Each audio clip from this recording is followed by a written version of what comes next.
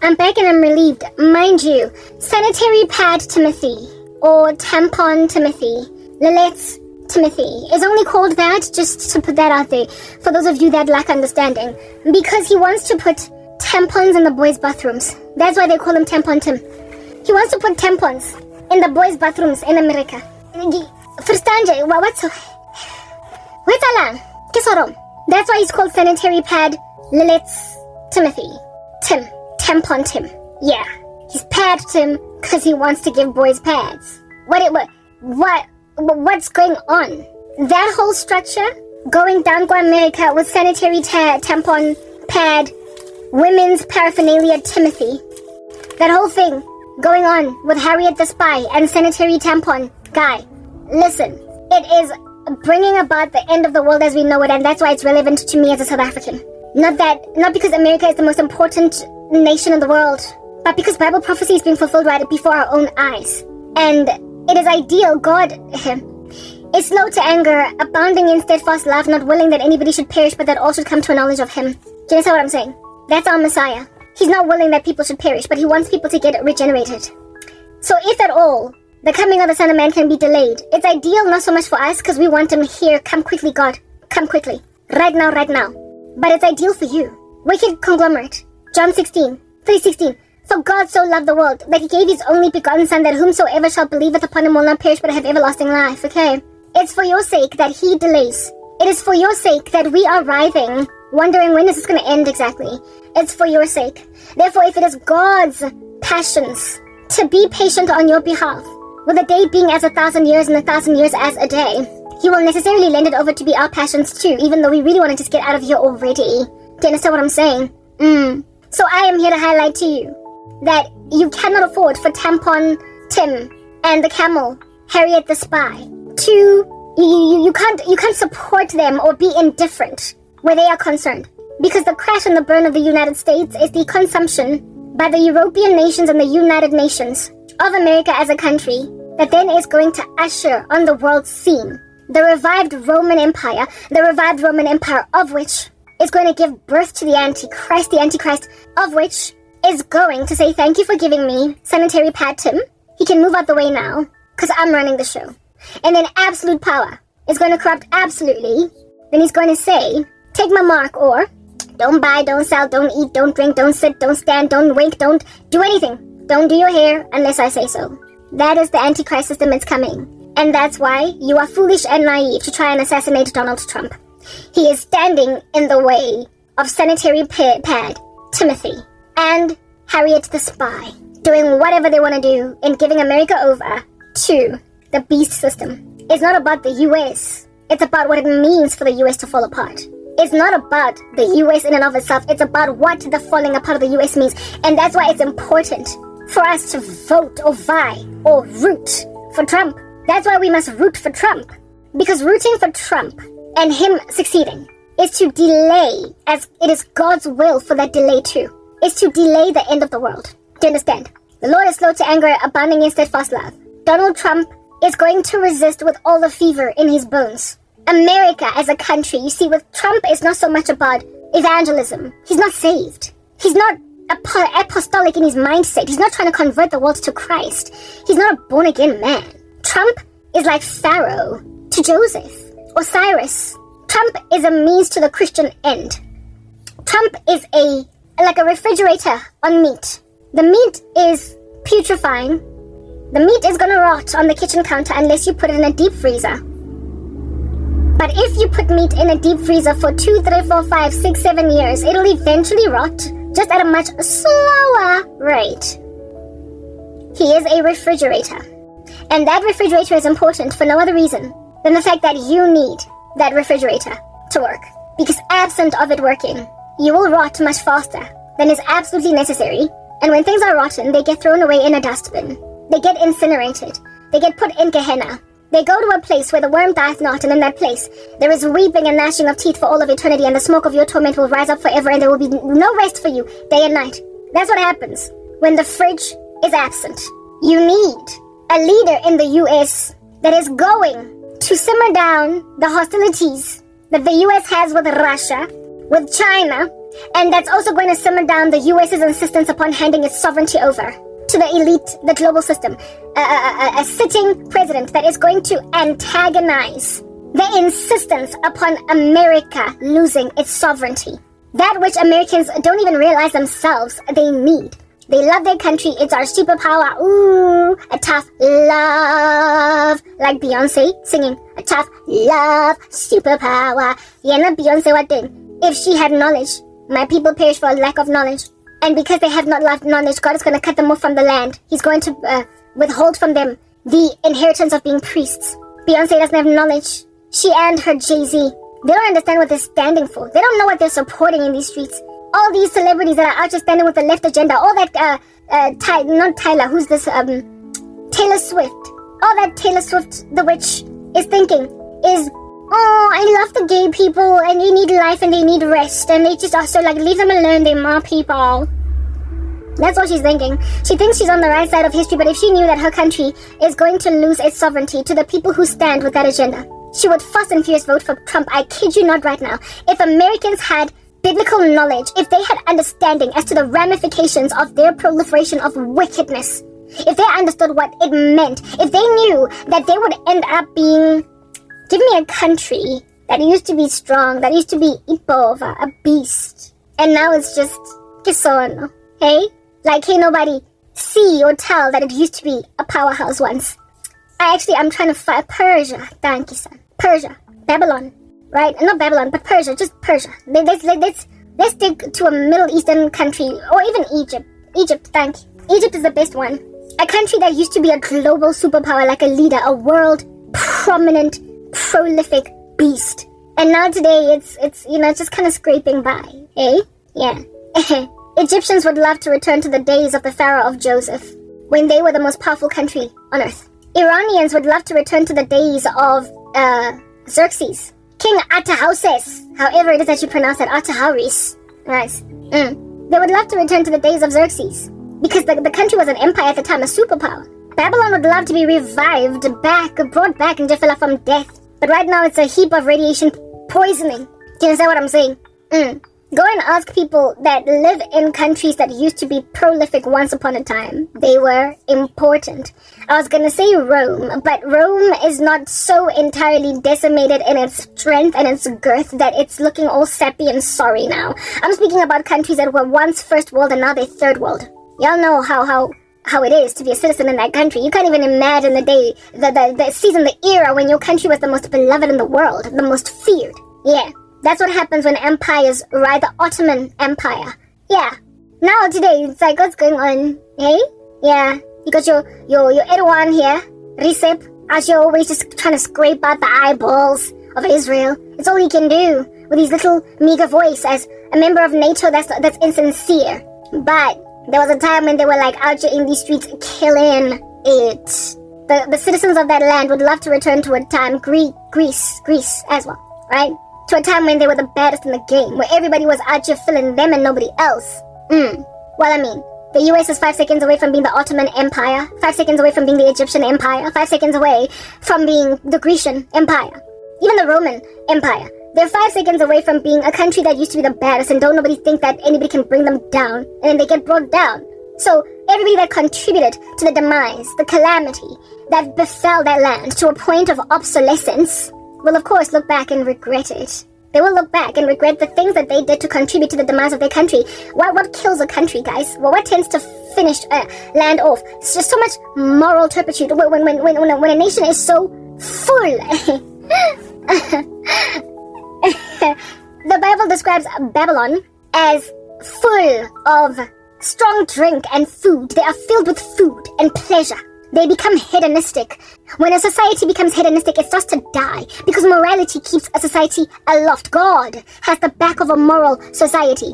When you start hooking up gladiator games, when you start, killing Christians in the Colosseum because your name is Nero, when you start doing strange stuff because you're that empire guy, your land falls apart. A country that is thirsty for the blood of certain folk, that has no freedoms for others, a nation that insists upon the worship of a man, a country that has a despot or sovereign for a ruler, with some people being so severely oppressed that they can't breathe, will ultimately conjure up in its bones a revolution.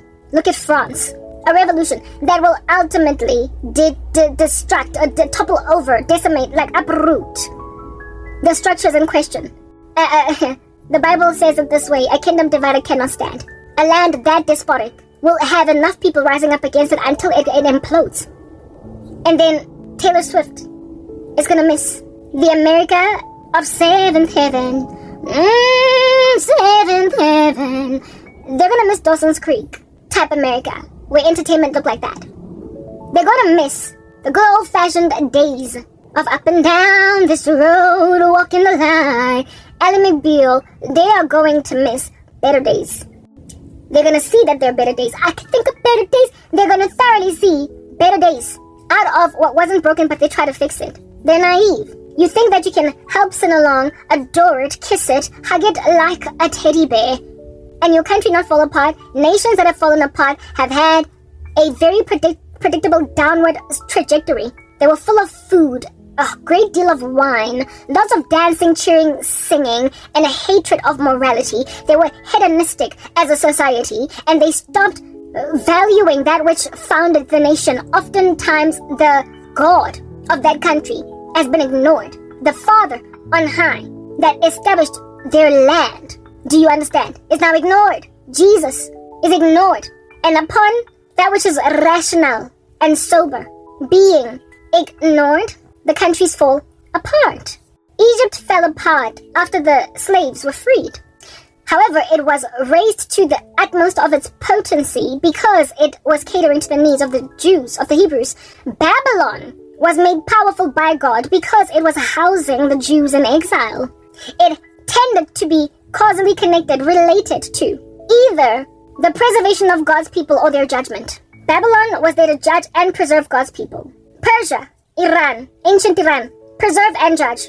Where it is that they were exiled, they were to be preserved and judged at the same time. Egypt was to preserve God's people, but ultimately they were judged by their indiscretion. Then they were moved over to Canaan. What I'm trying to explain is that the proliferation of the gospel is the only reason empires rise and fall. So the moment an empire abandons the cause of God's people, it starts to fall. And the American empire is gonna fall because it's no longer preserving the cause of God's people. And its falling is going to be handed over to a structure that's going to insist on the finishing off of all religion, of godliness on the earth. And that empire is going to crash and burn because it's going to be the most abusive against God's people. The revived Roman Empire, the Antichrist system, is going to be the most abusive in the history of the human race. No time will compare to it as it is written in God's word in the book of Revelation and in the book of Daniel and in Matthew 24. That no time compares to this one. There is no time that is more hard than this one. It's treachery. It's devastating. But it will not last for very long. Because even the elect, if God does not cut the days short, even the elect would not be saved. But for the sake of the elect, he will cut those days short. So when mankind insists upon being filled with food and debauchery without having any regard for morality, for holiness, they get finished. Sodom. End. People get finished off when they maintain a wickedness. So Americans and all their patriotism, it's unfortunate. Because the very thing that you imagine you're doing for the sake of your patriotism is the very thing that's going to destroy you. Taylor Swift is going to wake up in a desolate America with that Statue of Liberty swimming around in the ocean after Manhattan Island gets nuked, because that's what God showed me is going to happen, because the Lord is going to let it happen. Yeah, she's going to be looking at that glorious New York being underwater from all different kinds of calamities falling and recognize that they were made weak as a country precisely because, what is that song? Yeah,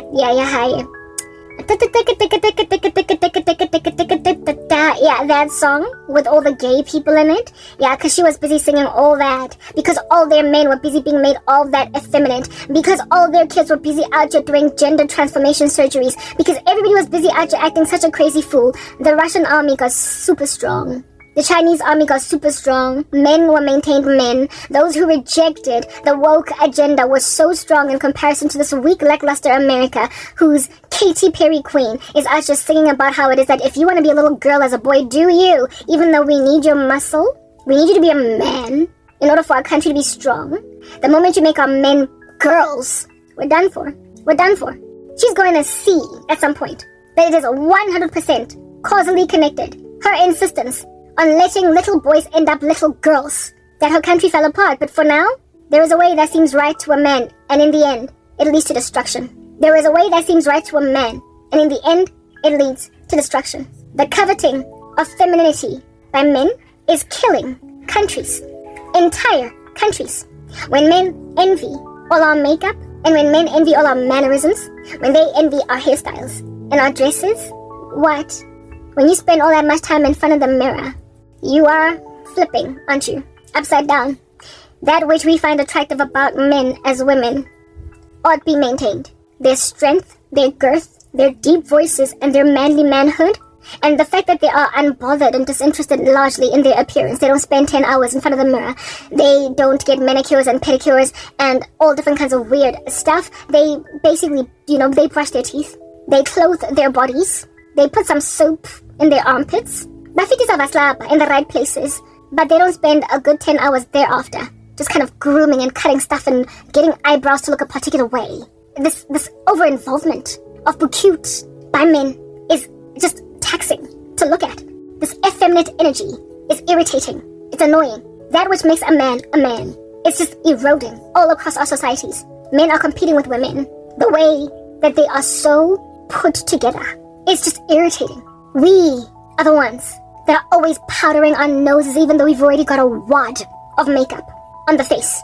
If a man is still interested and bothered by his appearance and what's in his teeth after he gets out of his bathroom, I could tell fit is a seba. At least roll on deodorant, cologne maybe. But really, let things go. Once a week, go to the barber, shave the hair off, shave your beard in your own bathroom or at the barber, but that's it.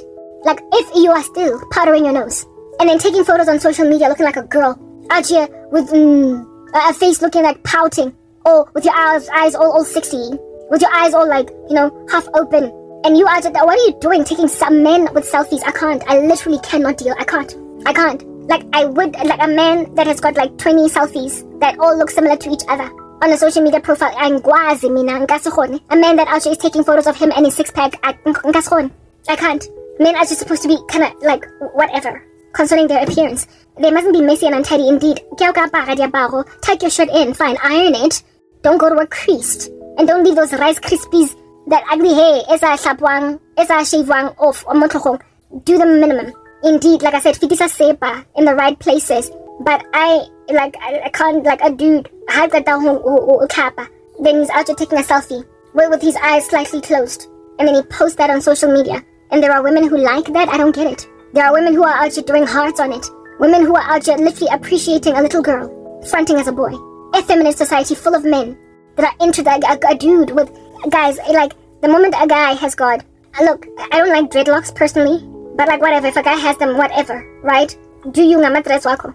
But these dudes with their cornrowed dreadlocks, or he has shaven the side of his head to leave a mohawk that is cornrowed of dreadlocks on top, or a whole bunch of line, like, square cut, creating a new demarcation painted on with like some funny little thing on his forehead. His head.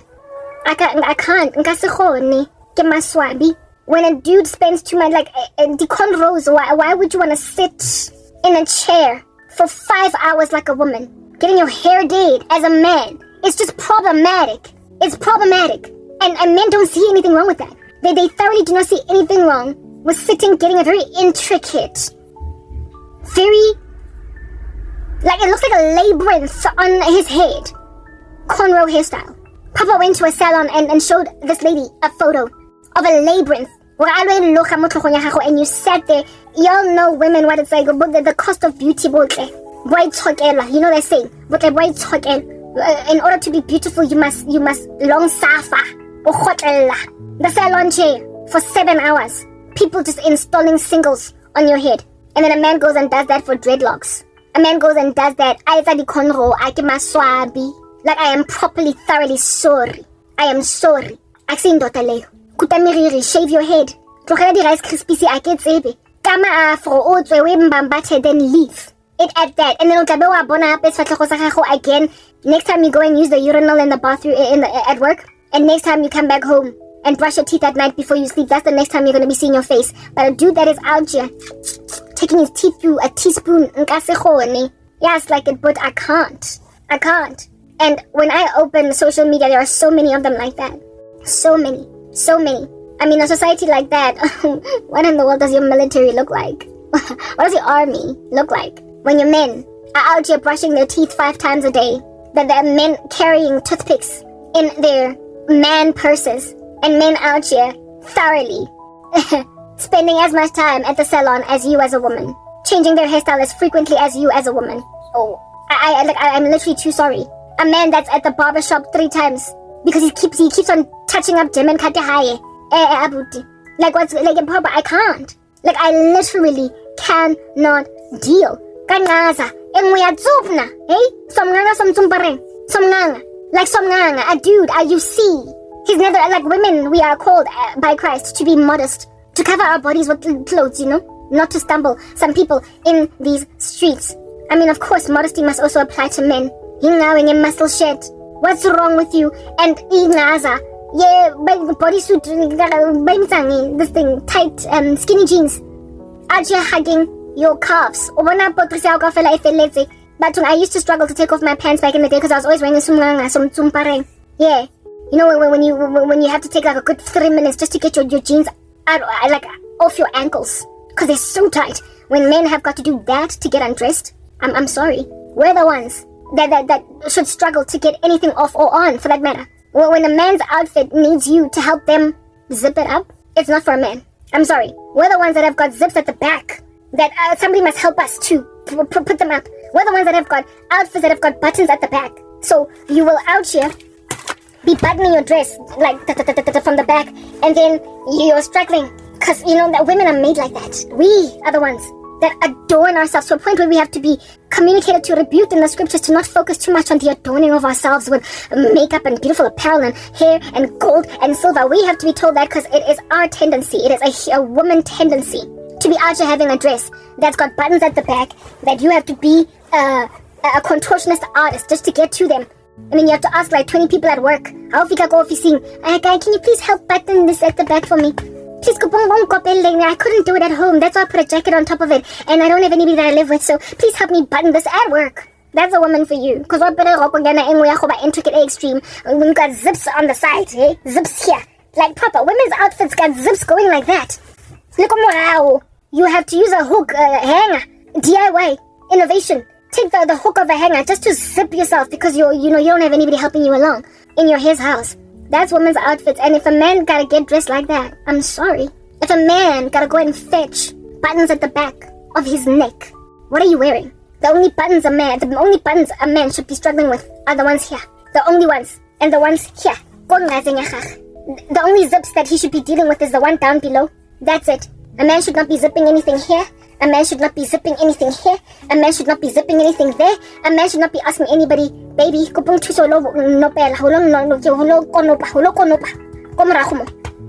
their outfits are made like that these days. They're made like that. Like women's outfits. The center of your back as a man. What are you wearing? As a man. Okay, look, I can understand because maybe your coat has got buttons that come down on the side. Here, that I can understand. Mara, basically these effeminate outfits that take men 20,000 hours in front of the mirror and that cause them to like women, ask them to zip them up at the back. Go again. That's not that. A man should not be wearing a woman's attire and vice versa. I'm an outfit air too, so it is no wonder you envy our ministries. Because upizwe na wapere outfit ya go konopelwa mo saiteng ka mo le ka mo le mo morago. O apere that for a shirt. Baga. That's why you covet my ministry. You are chasing after women's things. If a man on TikTok, yes guys, there's problems in these streets. Women are the ones that are concerned with their beauty because that's just how we've been made. We are the most vain sex. Do you understand? We are called the fairer sex because we are the ones that come with the primary sin of vanity. So we gotta deal with that indeed, in vanity. Now when a man is vain, there is a flipping of even sin. Like even when your sinful roles are flipping, there's a challenge. There's an issue. On TikTok, I watch so many TikTok videos every morning when I'm busy getting ready just to, entertain myself with what's going on down in these streets of South Africa. Scrolling down these TikTokers' content and the number of guys that rock up giving like, hey, guys, this is what I would recommend you do, blah, blah. Basically just guys doing what guys do on social media. Yeah, you'd be cool with them until you realize TikTok is okay. You discover that because these people recorded their video inside the application that is TikTok, they used an effect, a filter that TikTok provided, right? And because TikTok is a business and its CapCut is a business, they are trying to sell their features to people, and they want people to know what this person has added on their video to make it look like this. So you will scroll down TikTok and watch a whole bunch of women, and you will see beauty effect, clear skin effect, this effect, this effect, this effect. For women, you can understand, or even makeup. I'm wearing fake makeup right now, hey? And I'm not afraid to evidence that that's a thing. I keep letting you guys know that, hey yo, I'm wearing fake makeup on my face. It's a filter. I'm a woman. We tend to love to experiment with such things as these. As women. Yeah. So when I see beauty effect or eyelashes or whatever on TikTok under a woman's video, I'm just like, yeah, whatever. Women do what they want to do. But when a guy has got beauty skin, when a guy has got clear skin, when a guy has got heratung, it's like, what is going on? Lomuntu is talking to you, trying to sound like a man. But he's so concerned with his beauty that he is out there adding a filter, a clear skin, or pore removal. Why? I mean, if a dude out there removing his pores and his acne scarring using a filter on TikTok, and he's got like the dreadlocks in Zameropoto, say 20, that took him 20,000 years to do in a salon chair. If at all your country goes to war and they need muscle, what's that bugger gonna do, seeing as he's all up in like trying to put a filter, your beauty skin on his face when there's no war? Men are not men. What does your military look like? What is your and that's exactly what's going on in America. And in South Africa, everywhere really, frankly. Our men are effeminate, they covet women, they envy us so much that they can't breathe or deal, and they then go out of their way to even wear makeup just as we do. All the time that we spend in front of the mirror, they feel like they get to do it too. They love our guais, they love our form-fitting dresses, they love our hourglass shapes, and there's just so many videos on TikTok of these men out here wearing guais and walking and priding themselves in being better at walking in heels than women. Like his whole YouTube, getting a TikTok thing that he's doing is dedicated to showing women that I can walk in heels better than you. Start stumbling around, wearing a gumgedela of a guai, and he's struggling to walk, and then he stands up straight and then walks in these guais. And the amount of love that he is getting, the number of people that are priding themselves in the fact that a man has mastered how to walk in heels better than women. Yeah, let your country go to war, because right now we are facing war across all our nations. There are civil wars breaking out all over the show. Let your countries go to war and see what that guai wearing drag queen is going to do for you. Who is going to defend your country when he's wearing a guai? Who? We get that women these days are being conscripted into the military. Into the military. We get that women are fighting wars, but the only reason why women are even ending up in the military is because they are butching up like men, while men are watering down their butchness, such that apparently allegedly we are, I guess, equalizing each other. More butch women in the military with less effeminate men in the military achieves, I guess, a neutralizing effect, right? So I guess we still have enough people in the military, except God did not make women to have as strong muscles as men do. We don't have the lung capacity of men to endure as much running as men do. We just don't have the physiology of men. So therefore, even in battle, we frankly are not ever going to achieve the success that men can in bringing home victory. Women are not made for that. We don't have all that thickness in our skin to take all those blows the way that men can. Their bone structure, everything about them is just more physically fit. They have grander endurance. They are mightier than us physically. It's just the way that it is. You cannot change that about our biology. And yet we have got military-aged men out there putting a skin filter on TikTok. It is no wonder, therefore, you are standing with Gamela, even as a South African, with Harriet the Spy and Tampon Tim. It is no wonder you don't see the value of Donald Trump. And in not seeing the value of Donald Trump, South Africans, and anyone else that might be listening to me, you don't see the value of maintaining the world in the stance that it is in right now, where you are still evangelizable, where you are still reachable for Jesus, where you can still be snatched out from the flames of hell, when you can still be made to wear ingaza and normal instead of a skinny jean as a dude, when you can still, out here in these streets, stop jumping already and trusting Christians to put a trampoline down below because you're suicidal, but make your own decision in your own volition to start being a human being already instead of some caricature of humanity that the devil is rather trying to create. Stop trying to be something that God did not make you to be. Because like I said, somnganga somtsumpareng. A man in a guai, somnganga somtsumpareng. A man with a skin filter on TikTok, somnganga somtsumpareng. A woman in the military, in the army, somnganga somtsumpareng. A woman out here butchly running a show and providing for the cares of the household while the man is a stay-at-home husband, somnganga somtsumpareng. A person partaking in sorcery, embracing the colorful community, the agenda, instead of evangelizing them, bringing them home to embrace the gospel so that they may be healed. A man with a zip going all the way down his back and not so much in front, by his flat. If a man has got more than one zip on his outfit, maybe 3 because he's got, those jeans, that not jeans, those khaki pants that have got zips maybe like down below, because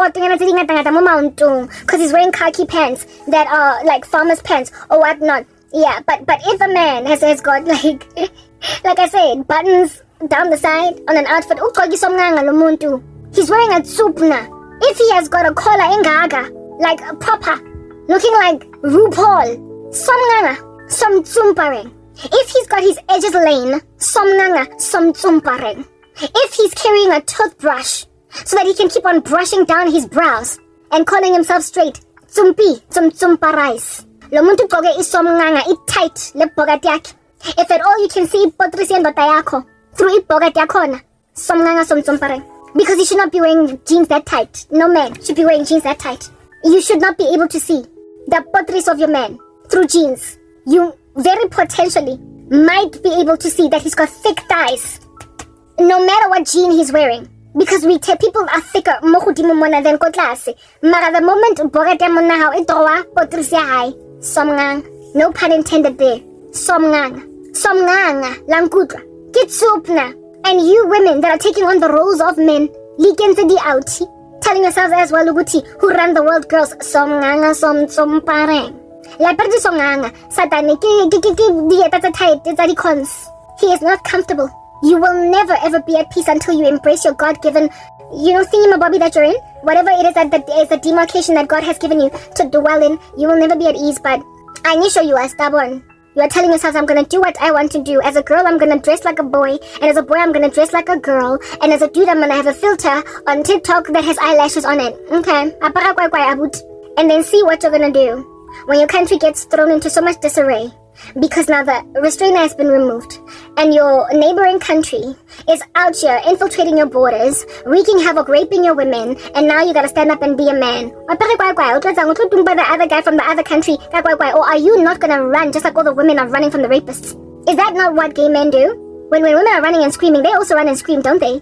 They also jump when rodents are in the room, don't they? They also don't care to swat a fly when a woman is like, oh, it's buzzing around me. When we complain and say it's hot, aren't men the one that out here be giving us an umbrella? Yeah, well, the gay dude wants the umbrella too.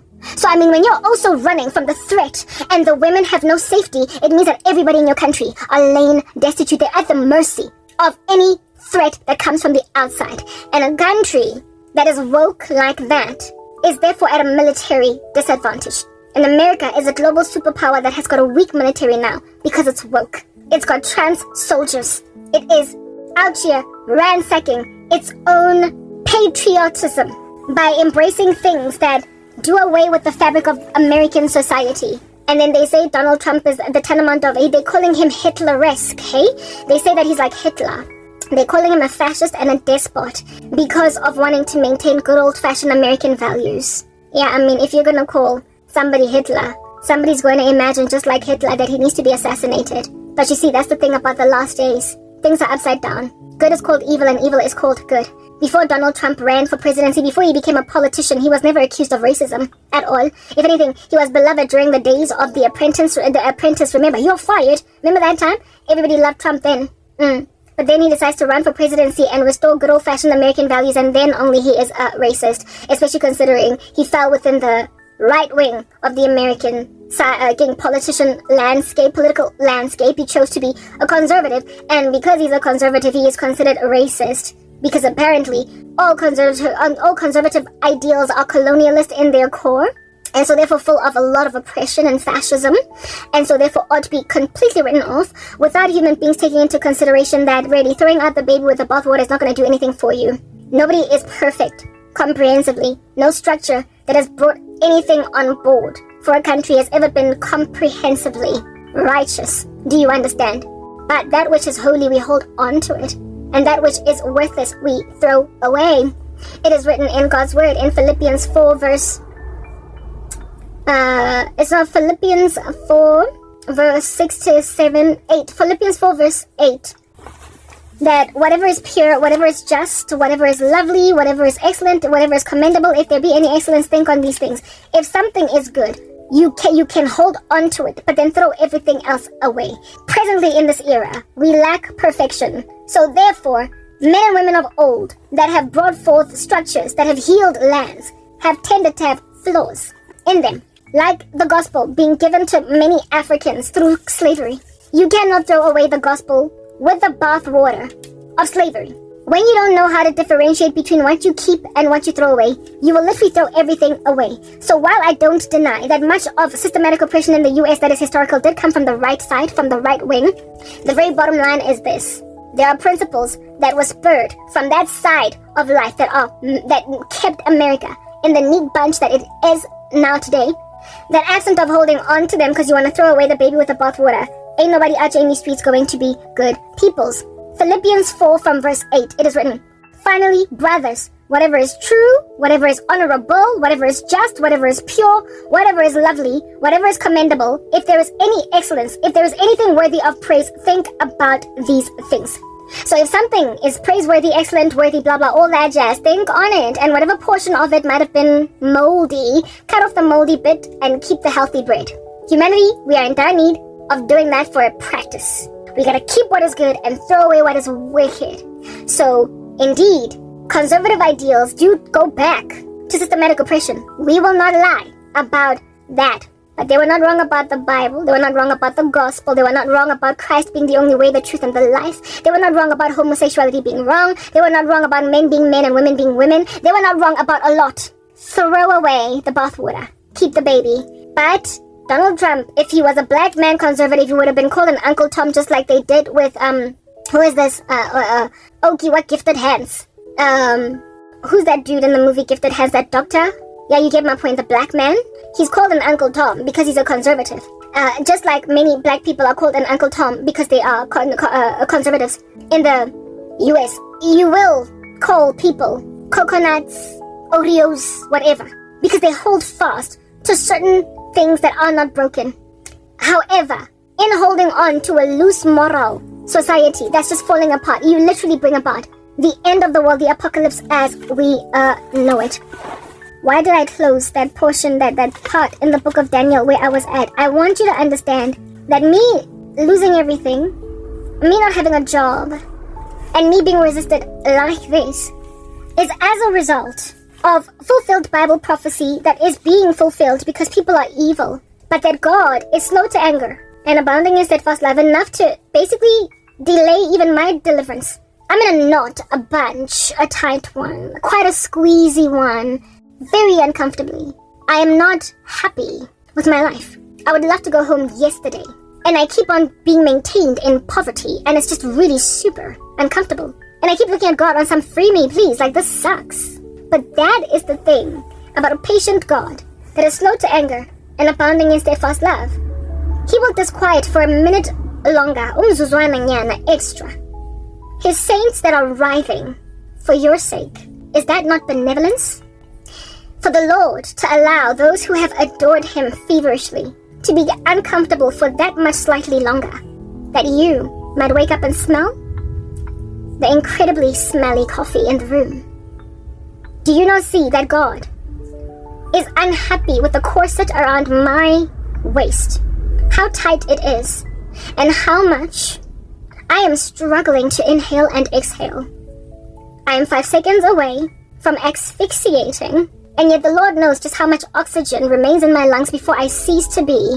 So thus, for as long as that oxygen is there, I am kept in barely breathing mode, with an asthmatic attack, barely making it mode, for the sake of you miscreants finally snapping out of your crazy, because the Lord is aware just how much little air I breathe is going to ultimately result in my asphyxiation. God knows what is the amount of health in my bones left for me to survive this thing. Enough for him to take me to the nth of myself for your sake. And you think that that is his absence? His lack of action? You think that God waiting for you is him forsaking me? Unfortunately for you wicked men and women, you find out the hard way, and ever so immediately. Because though the righteous lady may fall 7 times, she gets up each and every single time. But you wicked men and women, you're overcome suddenly by calamity in a way that you can't even negotiate with your present demise. The way it happens so fast, it is instant. But you will have been preceded in the run-up to your perishing by a lot of warning, a lot of admonition that you will have ignored. Do not look at my suffering and imagine me forsaken. I just have a set amount of oxygen in my tank that God is aware is running out, and he won't let me, like I said, asphyxiate. But he will take this thing to the point of near asphyxiation for your sake. Because for me to live is Christ, but to die is gain. I'm so saved, I'm so born again, that even when I die, I don't really die. Whereas when you die, you go to hell. That's the issue here. Do not look at God's long-suffering as evidence of his abandonment of saints. He is riding you out for a season that you might recover. The world is ending. What is with the attempted assassination of Donald Trump again? What is with the vision I'm getting of Elon Musk being killed? What is with the severance of Twitter from certain platforms across the world? What is with the pressure on certain unyielding global elites to capitulate to this wicked agenda? Why is there so much brazenness on the earth? The way that things are going right now, this downward trajectory, unless stayed by an opposing force, is going to continue in this fashion. And so, crash and burn vibes. Then you will know that I've never been forsaken. I do messages of this nature literally almost every single day. And yet people keep crossing their menacing fingers, hoping I don't come up for air.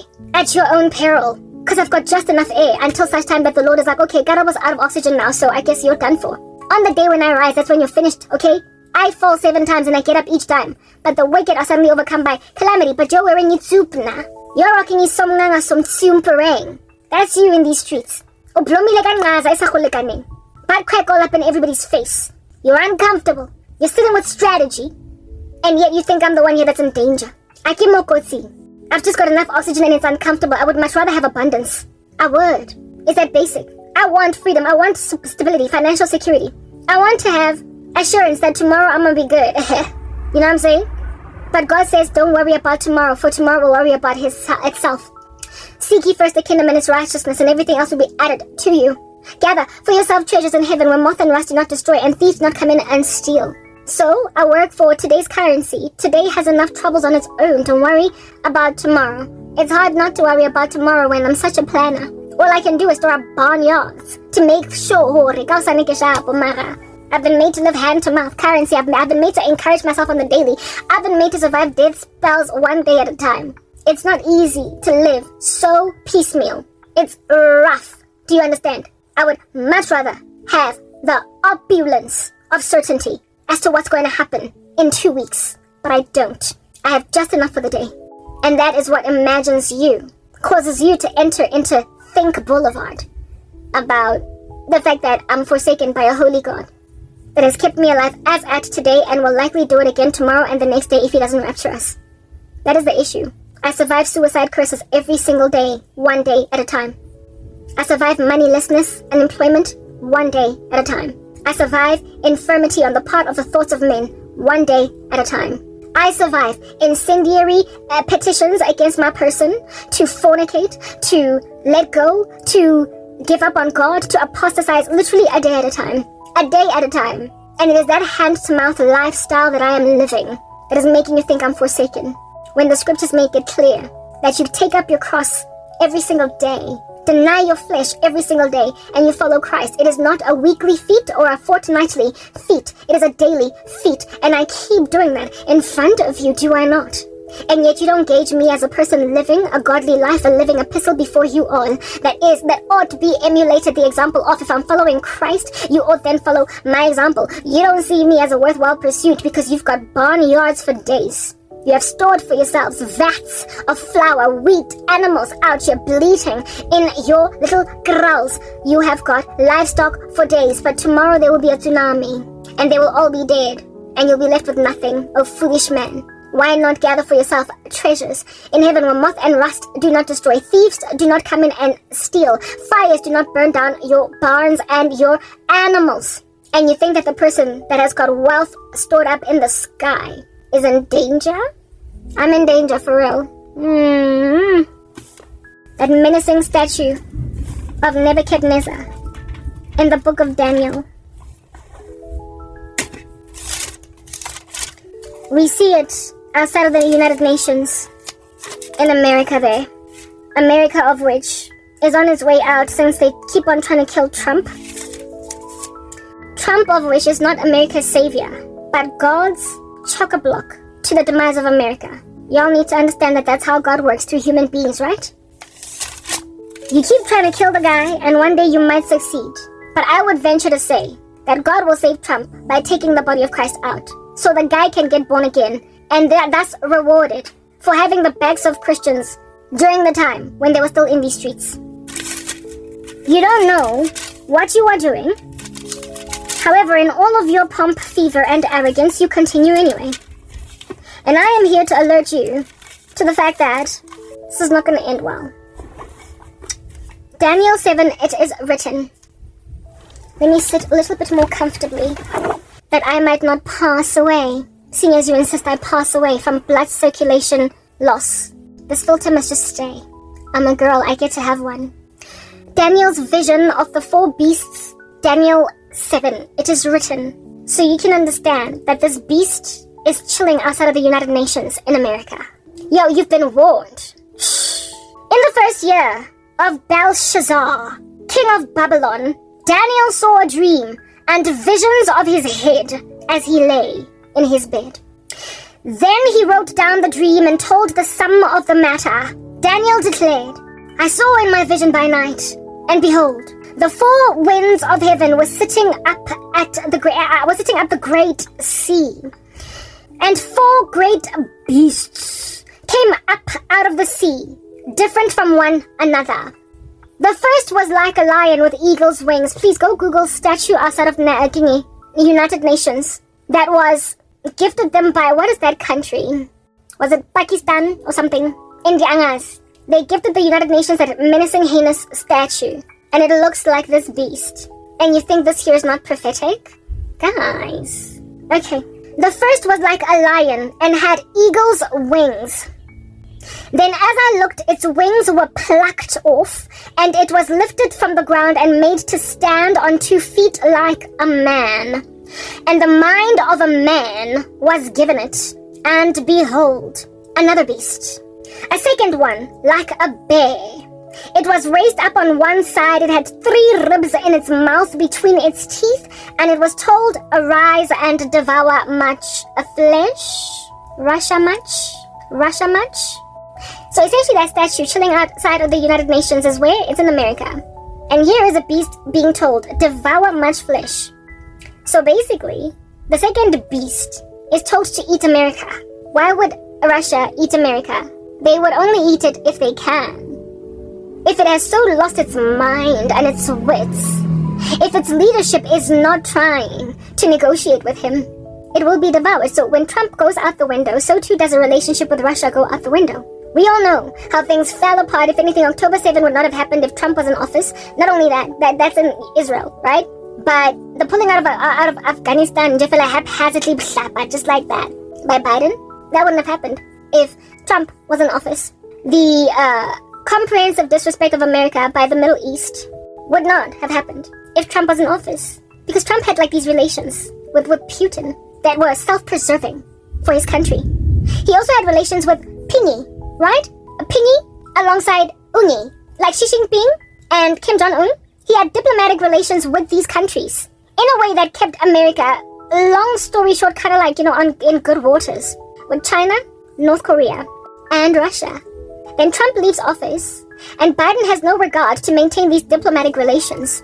And look at Pingy, Ungi, and Putin out here allied with each other, gnashing their teeth at America, trying to eliminate even the might of the global superpower's currency by messing with its petrodollar strength. Causing global landscapes, the way that America is so falling apart because of Joe Biden, or fell apart because of Joe Biden. Even the UAE, basically nations in this world that were relying on America to be sober, pulling away from America because of the weakness of its leadership. That was done by one man over a span of 4 years. And all that damage came because America insisted on voting a leader in that says, do what thou wilt, for that is the whole of the law. And this leader is still maintained in adoration despite him having ransacked the US of America. I mean, yeah, you must understand, if Trump is in office or was in office, Putin and all of his nukes would not have been facing America. And the possibility, the likelihood of Putin invading the Ukraine would also not have been a thing. There probably would not have been an invasion in the Ukraine if Trump was in office. There probably would not have been an invasion, a whole massacre on October 7th in Israel.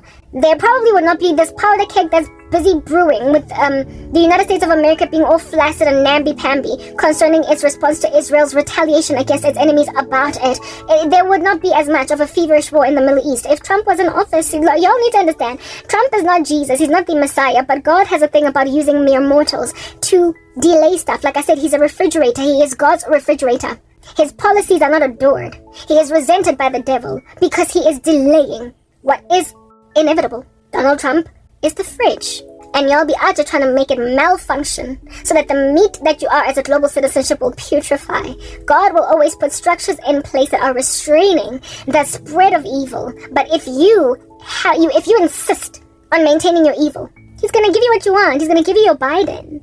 I believe the Lord gave the US Biden to show them that you're in trouble. I mean, look at what this guy's gonna do in the tenure of his reign of terror on you guys.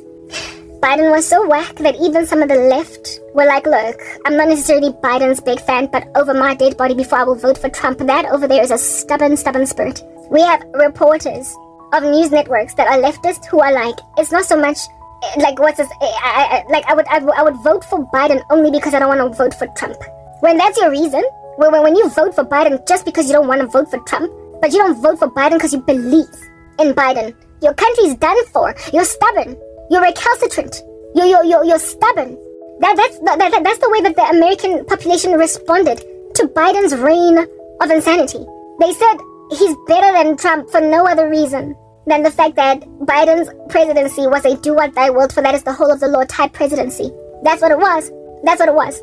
It's like a groupthink, like a silly little sneezy gas in the sky that's making Americans dizzy, and they don't even see that that's what's down. They don't even see that that's what's good. Hi guys, we're going home. Because the moment the US falls under leadership under the left for one more term, the US will get engulfed whole. It will be swallowed as like juice through a straw. And I mean, when it's gone, who's gonna take over global leadership? Europe that's out here arresting people for putting a post on Facebook? Come on. It's the end of the world. If the US does not stand, it's the end. It is delaying the inevitable to put Trump in office, frankly. But a delay is exactly what is needed for your sake. But if you don't want it, God will give you what you want, but it also means the end of the world. You have not wanted the restrainer to be maintained. You have not wanted an object in motion to stop being in motion in a downward trajectory. You have insisted as a nation that is America that you don't want your sovereignty as a country. A man that has made it clear that he's prepared to hand over your nation's sovereignty to bodies like the United Nations and the World Health Organization. You are trying to reinvest people like him, his kind, his ilk, into the White House. You are asking for America to be sold over. And seeing as you are patriotic as a country, your patriotism is uneducated and uninformed, sadly. Why? Because you don't see that this here activity of insisting upon so much wickedness in your country as normal to a point of putting it in legislation, is the very thing that has historically destroyed nations. A hedonistic society cannot stay powerful. It cannot stay king. It cannot stay queen. It will not be regal for much longer. It will lose its royalty status. It will, because hedonism has never succeeded to linger for more than just a few centuries or more than just a few years. It can't stay, because hedonism is anarchy. It's anarchy. And any nation that does not have any real structure that is solid and meaningful cannot be maintained in power. It can't. America is just too pleasure-seeking. It is too hedonistic. It is too immoral, too untamed. It is too, it lacks scruples. It doesn't have manners. And this is happening in increasing measure. Such societies have never thrived indefinitely. But anyway, they think that they're on the right side of history. All the best. Russia's gonna bomb you into oblivion, America. I'm just saying. It was raised up on one side. It had 3 ribs in its mouth between its teeth, and it was told, arise and devour much flesh. After this, I looked, and behold, another, like a leopard. This is the one that was described, very similar to that statue outside of the UN, okay? Like a leopard with 4 wings of a bird on its back, and the beast had 4 heads, and dominion was given to it. Yeah. So essentially, the United Nations mixed together with the European Union is going to be given dominion. But then it's going to give all of that dominion. Yeah. It's going to give all that dominion to the Antichrist. Then it's nice and over. Okay. Yeah. And dominion was given to it. After this, I saw in the night visions, and behold, a 4th beast, terrifying and dreadful and exceedingly strong. It had great iron teeth. It devoured and broke in pieces and stamped what was left with its feet. It was different from all the beasts that were before it, and it had 10 horns now. Look at how it's written here that it had iron. Broken pieces stamped out of the way. It had great iron teeth. The statue of Nebuchadnezzar was part iron, part clay. So basically it is a meshing together of one kingdom, one that is strong, the other that is weak. And because of how weak the weak is, it's easily shattered by the second coming of the Lord Jesus Christ. This beast has got iron teeth. It is essentially the Antichrist. And he rises from a revived Roman Empire. However, he was meshed with who? America. That was what? Little girls. Effeminate little wannabe patriarchy that fell apart, lost its first love, and then reinvested into the European Empire. And then it gave this European Empire its power to the Antichrist. The Antichrist of which is going to rule and reign for a season, and then he's going to get destroyed by the Son of Man. Are you catching? Are you following with me? Let's move to the next part.